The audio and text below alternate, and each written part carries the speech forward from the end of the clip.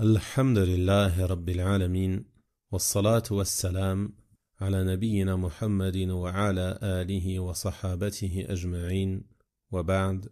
Chers frères et sœurs, nous allons voir aujourd'hui, Inch'Allah Ta'ala, le récit de 3 hommes qui étaient en voyage et qui se sont trouvés enfermés dans une grotte. Ce récit est rapporté dans un hadith par les imams Al-Bukhari et Muslim, rahimahumallahu ta'ala, d'après Abdullah ibn Umar ibn al-Khattab, radiyallahu anhuma, qui rapporte qu'il a entendu le messager d'Allah, sallallahu alayhi wa sallam, dire à ce sujet: 3 hommes appartenant à une des communautés qui vous ont précédés se mirent en route et se réfugièrent dans une grotte afin d'y passer la nuit. Un rocher tomba alors de la montagne et leur ferma la sortie de la grotte. Ils se dirent alors: vous ne serez sauvés de ce rocher qu'en invoquant Allah par vos œuvres pieuses. Imaginez cette situation difficile. Ils sont seuls, dans un endroit retiré. Ils ont trouvé refuge dans cette grotte, mais sa sortie est maintenant bloquée par un rocher immense.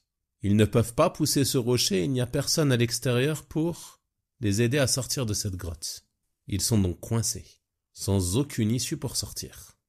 Ils surent alors que la seule issue était de revenir sincèrement à Allah subhanahu wa ta'ala.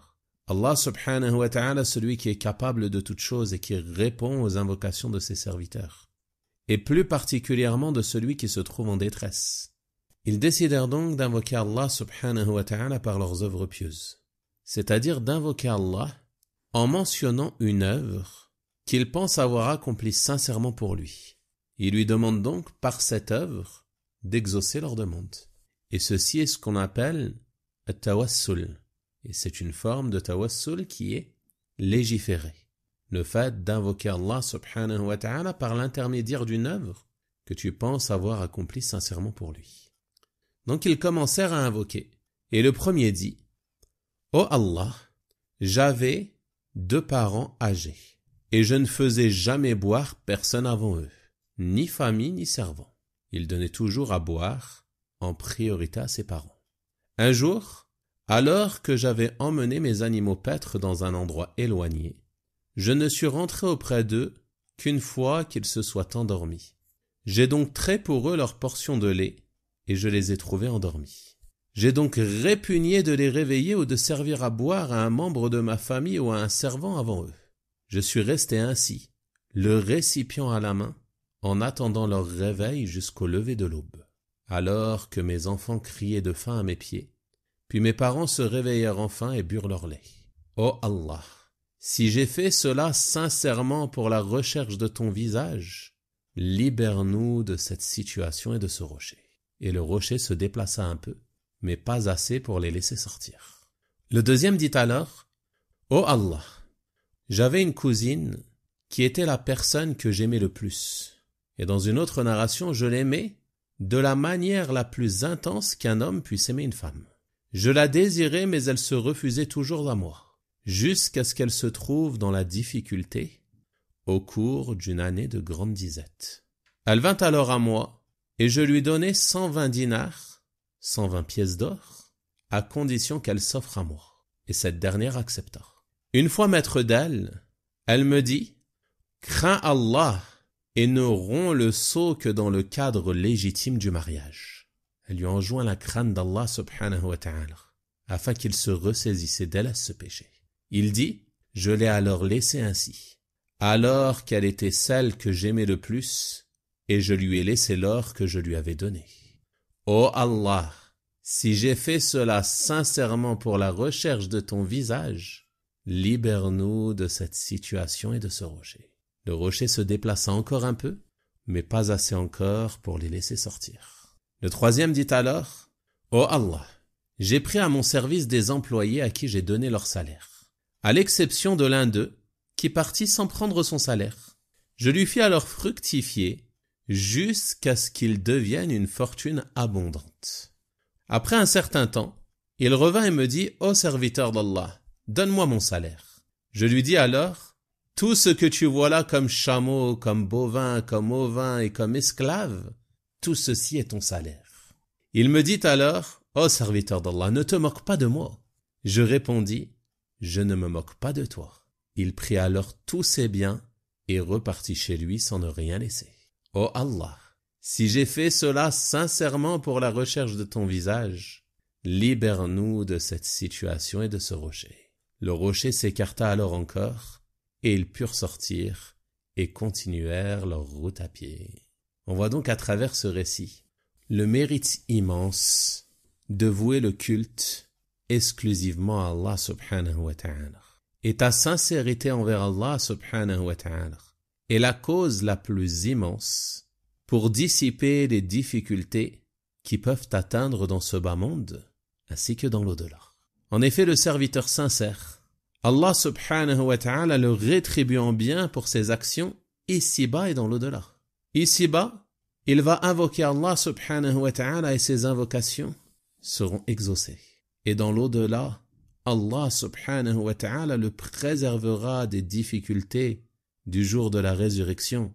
Et il le préservera du feu de l'enfer et le fera entrer dans son paradis éternel. Donc ceci nous encourage à quoi? Ceci nous encourage une fois de plus à sans cesse revoir nos intentions. Ces intentions qui sont la base de toutes nos actions par lesquelles on espère se rapprocher d'Allah subhanahu wa ta'ala. Sans sincérité, tes actions n'ont aucune valeur. Sans sincérité, tes actions ne sont que poussière éparpillée. Tu n'en tireras aucun profit si tu n'es pas sincère. Donc si tu as compris cela, tu comprendras pourquoi il est important pour toi de veiller sans cesse à la purification de ton cœur. Ne pas s'arrêter, comme on a dit dans des récits précédents, sur les apparences, mais veiller à la pureté de ton intention et veiller à ce que tes actions ne soient vouées qu'à Allah subhanahu wa ta'ala, car il est le seul en droit d'être adoré, et nul autre que lui ne mérite l'adoration, nul autre que lui ne mérite qu'on l'invoque ou que l'on fasse des sacrifices pour lui ou autre chose semblable. Non, les adorations tout entières, quelle que soit leur sorte, sont réservées à Allah subhanahu wa ta'ala. Wa anna al-masajida lillah fala tad'u ma'allahi ahada. Les masajids sont consacrés à Allah. N'invoquez donc personne avec Allah. N'invoquez donc personne avec Allah. Ne vous prosternez pour personne d'autre qu'Allah. Ne vous inclinez pour nul autre qu'Allah. N'implorez l'aide, n'implorez le secours de nul autre qu'Allah subhanahu wa ta'ala. Ne faites des sacrifices pour nul autre qu'Allah subhanahu wa ta'ala, et ainsi de suite, parmi les différentes formes d'adoration qui doivent toutes être vouées à Allah subhanahu wa ta'ala. Également, on tire comme leçon bénéfique de ce récit qu'Allah subhanahu wa ta'ala entend les invocations de ses serviteurs. Il est as-Sami' subhanahu wa ta'ala, il entend toutes choses et il exauce ses invocations. Regardez ces hommes qui se trouvent au fond d'une grotte. Personne parmi les créatures ne sait qu'ils se trouvent en cet endroit. Et ils invoquent Allah subhanahu wa ta'ala qui entend leurs invocations et les exauce. Donc lorsque tu te trouves en difficulté et que tu es éprouvé, reviens sincèrement à ton Seigneur subhanahu wa ta'ala. Invoque-le d'un cœur repentant, d'un cœur rempli d'espoir, en plaçant pleinement ta confiance en lui subhanahu wa ta'ala. Et rappelle-toi qu'Allah subhanahu wa ta'ala est capable de toutes choses, qu'il répond aux invocations de celui qui l'invoque. Comme il l'a dit dans son noble livre subhanahu wa ta'ala, wa qala rabbukum ud'uni astajib lakum. Et votre Seigneur a dit, invoquez-moi, je vous répondrai. Donc lorsque tu es en difficulté, quelle que soit l'épreuve par laquelle tu peux être touché, il est légiféré pour toi et il t'est recommandé d'invoquer Allah subhanahu wa ta'ala. Et il n'y a pas de gêne à mentionner certaines des œuvres que tu as fait pour Allah subhanahu wa ta'ala et desquelles tu en espères la récompense, comme l'ont fait ces hommes dans ce récit. Également, on tire comme bénéfice de ce récit le mérite de la bonté envers les parents, le mérite d'être à leur service, le mérite de les préférer à ta propre personne, de les préférer à tes enfants, ton épouse et ainsi de suite. Les parents ont un rang immense, un rang qui ne doit pas être négligé. S'ils sont dans le besoin, c'est une obligation pour toi de les prendre en charge si tu en as les capacités. Et les parents sont des portes parmi les portes du paradis.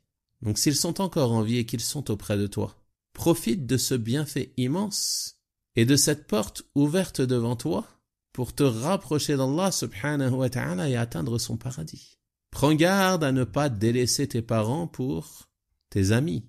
Prends garde à ne pas oublier tes parents lorsque tu te maries. N'oublie pas tout le temps que tes parents ont consacré pour toi. N'oublie pas toutes les douleurs que ta mère a endurées pour toi.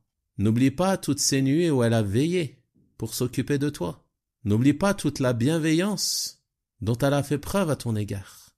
Et n'oublie pas également les bienfaits de ton père, le mal qu'il s'est donné pour t'éduquer, pour te nourrir, pour te loger, pour te vêtir. Tout cela exige de toi de la reconnaissance. Tout cela exige de toi que tu leur accordes la priorité en termes de bonté, et plus particulièrement la mère, comme il est venu dans le hadith du messager d'Allah sallallahu alayhi wa sallam, lorsqu'il a été interrogé afin de savoir qui est la personne la plus en droit de la bonne compagnie et de la bonté. Et il répondit sallallahu alayhi wa sallam, ta mère. L'homme de dire puis qui? Il dit puis ta mère. L'homme de dire encore puis qui? Il dit puis ta mère. L'homme de dire puis qui? Il dit puis ton père. Il mentionna donc la mère à 3 reprises, puis il mentionna le père. On tire également comme leçon immense et bénéfice de ce hadith. Et c'est un bénéfice très important, surtout à notre époque, où la personne fait face à de nombreuses tentations en tout lieu et doit redoubler d'efforts pour rester droit et s'écarter de tout péché. Et ce bénéfice est le mérite de la chasteté et de se préserver des interdits et surtout lorsque tu as les capacités et que tu es en mesure de les commettre. La chasteté fait partie des caractéristiques des serviteurs vertueux d'Allah subhanahu wa ta'ala. Et la chasteté, afin de la préserver, il ne suffit pas seulement de s'écarter de la turpitude en elle-même, mais il est demandé de faire des causes afin de ne même pas approcher ce péché. C'est pour cela qu'Allah subhanahu wa ta'ala dit dans son noble livre « Wala taqrabu zina » et n'approchez pas la fornication. Il n'a pas dit « ne commettez pas ce péché ». Il a été plus loin dans l'interdiction. Il a dit « ne l'approchez pas ». Car celui qui s'en approche, il risque de tomber dans ce péché. Et qu'est-ce que signifie le fait de ne pas s'en approcher? Le fait de ne pas s'en approcher signifie de s'écarter des causes pouvant y mener, comme le fait de se retrouver dans des lieux mixtes où la tentation est apparente, comme le fait de passer son temps sur les réseaux sociaux à regarder des choses interdites, des images interdites et ainsi de suite. Au pire encore, d'avoir des échanges entre hommes et femmes étrangers et ainsi de suite. Tout ceci fait partie des causes menant à ce grave péché. Et si tu souhaites préserver ta chasteté, tu te dois de t'écarter de ces choses. N'approchez pas la fornication. Ala taqrabu zina.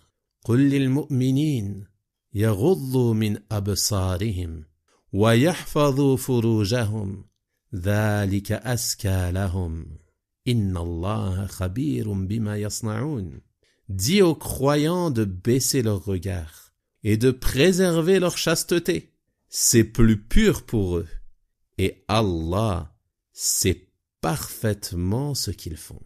Allah sait parfaitement ce qu'ils font. Allah subhanahu wa ta'ala ici il t'oriente vers le fait de baisser le regard, car ceci fait partie des nobles caractéristiques du croyant. Il ne lève pas son regard vers les femmes étrangères, ou vers ce qu'il ne lui est pas permis de regarder, car il craint d'être éprouvé par la tentation suite à ce regard. Et le fait de baisser le regard a pour objectif de préserver sa chasteté. Et nul doute est que cela est ce qu'il y a de plus pur pour le croyant.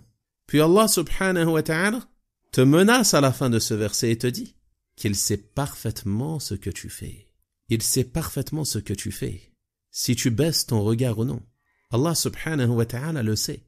يَعْلَمُ خَائِنَةَ الْأَعْيُنِ وَمَا تُخْفِي الصُّدُورِ. Il connaît la trahison des yeux, tout comme ce que les poitrines renferment, tout comme ce que les poitrines cachent. La trahison des yeux, c'est quoi? Les savants du tafsir ont expliqué que c'est le regard que laisse aller la personne discrètement, de sorte à ce que les gens en sa compagnie ne le voient pas. Allah subhanahu wa ta'ala le voit. Allah subhanahu wa ta'ala sait ce que tu regardes. Les gens à tes côtés ne t'ont pas vu. Tu as cherché à ce qu'ils ne te voient pas. Mais Allah subhanahu wa ta'ala, lui, te voit. Ne le crains-tu donc pas? N'as-tu pas honte de désobéir à Allah subhanahu wa ta'ala alors que tu te caches de ces créatures? Tu as honte devant les créatures, mais tu n'as pas honte devant Allah subhanahu wa ta'ala. Dis aux croyants de baisser le regard et de préserver leur chasteté. Ceci est plus pur pour eux. Et afin que l'on ne pense pas que ceci est une chose qui ne concerne que les hommes, Allah subhanahu wa ta'ala nous dit dans le verset suivant: وَقُلْ لِلْمُؤْمِنَاتِ يَغْضُضْنَ مِنْ أَبْصَارِهِنْ وَيَحْفَظْنَ فُرُوجَهُنْ. Et dis aux croyantes de baisser leur regard et de préserver leur chasteté. Baisser le regard et s'éloigner des causes menant au grave péché de la fornication est une chose qui concerne également les femmes. Hommes et femmes doivent tout mettre en œuvre pour mettre fin à ce péché qui fait partie des turpitudes et des causes de corruption au sein de la société. Et c'est pour cela qu'Allah subhanahu wa ta'ala a ordonné à la femme de couvrir sa aura et de se voiler. Il dit dans la suite du verset: وَلَا يُبْدِينَ زِينَتَهُنَّ إِلَّا مَا ظَهَرَ مِنْهَا وَلْيَضْرِبْنَ بِخُمُرِهِنَّ عَلَى جُيُوبِهِنَّ. Et qu'elles ne laissent montrer de leurs atours que ce qui en paraît, et qu'elles rabattent leur voile sur leur poitrine. Qu'elles rabattent leur voile sur leur poitrine, et ce car les femmes, avant l'islam, avaient pour habitude de porter des voiles sur leur tête. Allah subhanahu wa ta'ala leur a donc ordonné de rabattre ces voiles sur leur poitrine et ainsi de cacher également leur visage. Et ceci est ce qu'il y a de plus pur pour la femme et pour la société, afin de préserver de ces différentes formes de corruption. Wallahu al-musta'an. Préserver sa chasteté fait donc partie des œuvres pieuses par lesquelles tu te rapproches d'Allah. Il est venu dans un autre hadith concernant les 7 personnes qu'Allah subhanahu wa ta'ala placera sous son ombre le jour où il n'y aura d'autre ombre que la sienne. Un homme qui a été invité au péché par une femme dotée de renommée et de beauté, et à qui il a dit: certes, j'ai peur d'Allah. Certes, j'ai peur d'Allah. Il l'a délaissé par crainte d'Allah subhanahu wa ta'ala. Et ceci nous amène à une autre leçon bénéfique à tirer de ce récit, qui est que lorsque la personne s'apprête à commettre un péché, puis qu'elle se rappelle de son Seigneur subhanahu wa ta'ala, et délaisse ce péché pour Allah subhanahu wa ta'ala, et par crainte de son châtiment, alors ce délaissement fait partie des œuvres pieuses par lesquelles tu te rapproches d'Allah subhanahu wa ta'ala. Donc cet homme, vous voyez que il s'apprêtait à commettre un grave péché. Et la femme lui a rappelé la crainte d'Allah, et lui a rappelé que ceci n'était licite que dans le cadre du mariage. Et sans mariage, ceci est un grave péché qui doit être délaissé. Suite à ce rappel, l'homme fut alors pris de crainte d'Allah subhanahu wa ta'ala. Il aurait pu commettre le péché, rien ne l'empêchait de le commettre, si ce n'est la crainte de son Seigneur subhanahu wa ta'ala. Il a donc délaissé le péché pour Allah, a fait prévaloir l'amour d'Allah subhanahu wa ta'ala au suivi de ses désirs et de ses passions. Et Allah subhanahu wa ta'ala l'a récompensé en bien en raison de sa sincérité. Donc ceci nous indique que même lorsque tu délaisses les péchés, tu dois les délaisser pour Allah. Tu ne dois pas délaisser les péchés par peur des gens, par peur de te faire prendre, par peur de tes parents, par peur de tes amis ou autres, par peur pour ta réputation. Beaucoup de gens, malheureusement, ils délaissent les péchés pour ces raisons. Et lorsqu'ils sont seuls, ils transgressent les interdits d'Allah subhanahu wa ta'ala. Celui qui est sincère, il délaisse les péchés non pas pour les gens, non pas par peur des gens, par peur de leur regard, ou par peur pour sa réputation, mais il délaisse les péchés pour Allah subhanahu wa ta'ala. Et s'il fait cela, alors ce péché qu'il a délaissé se transforme en bonne action pour laquelle il sera récompensé auprès d'Allah subhanahu wa ta'ala. Également parmi les leçons bénéfiques que l'on tire de ce récit, il y a le mérite de remettre le dépôt à ses ayants droit et de prendre soin des biens d'autrui. Regardez cet homme qui a gardé le salaire de son employé. Il ne s'est pas dit « il est parti, il me l'a laissé, tant pis pour lui ». Non, il a préservé son salaire et mieux encore, il l'a fait fructifier, il l'a investi. Et lorsque ce dernier est revenu, il ne s'est pas contenté de lui rendre son salaire, non. il lui a rendu également tout ce qui a découlé comme bénéfice du salaire de cet homme, en raison de la perfection de son honnêteté. Donc ceci nous indique que lorsque tu as les biens d'autrui, il te convient d'en prendre soin. Et il fait partie de la perfection, de la préservation du dépôt, que même, en plus de le préserver, de le protéger, de le mettre en sécurité, tu en prennes soin de sorte à ce que il fructifie, il augmente ou qu'ils sont encore dans un meilleur état que lorsque celui-ci te l'a confié. Enfin, parmi les leçons bénéfiques que l'on tire de ce récit, il y a la perfection du pouvoir d'Allah subhanahu wa ta'ala qui a ordonné à ce rocher de se retirer alors que celui-ci avait bouché l'issue de cette grotte au point d'enfermer ses hommes. Et Allah subhanahu wa ta'ala est capable de toutes choses. Et ceci est un rappel immense pour toute personne en difficulté qui pense ne plus avoir d'issue devant elle. Rappelle-toi qu'Allah subhanahu wa ta'ala est capable de toutes choses. Rappelle-toi qu'Allah subhanahu wa ta'ala honore ses serviteurs vertueux, ses serviteurs sincères, ses serviteurs monothéistes. Ne désespère jamais du secours d'Allah subhanahu wa ta'ala. Sache que rien n'est difficile pour Allah. Il n'a qu'à dire soit et la chose est. Donc même si tu penses qu'il n'y a plus d'issue, invoque Allah, car Allah est capable de toutes choses. Aie espoir en lui, et une bonne opinion de lui, et attends le secours et la délivrance de la part de ton Seigneur, subhanahu wa ta'ala. وَمَن يَتَّقِ اللَّهَ يَجْعَل لَّهُ مَخْرَجًا وَيَرْزُقْهُ مِنْ حَيْثُ لَا يَحْتَسِبُ. Et quiconque fait preuve de piété à l'égard d'Allah, Allah lui accorde une issue et lui accorde sa subsistance par des moyens sur lesquels il ne comptait pas. وَمَن يَتَوَكَّلْ عَلَى اللَّهِ فَهُوَ حَسْبُهُ. Et quiconque place sa confiance en Allah, alors Allah lui suffit. Allah lui suffit, même s'il n'a avec lui personne parmi les créatures, même s'il n'a devant lui plus aucune cause concrète et matérielle à accomplir.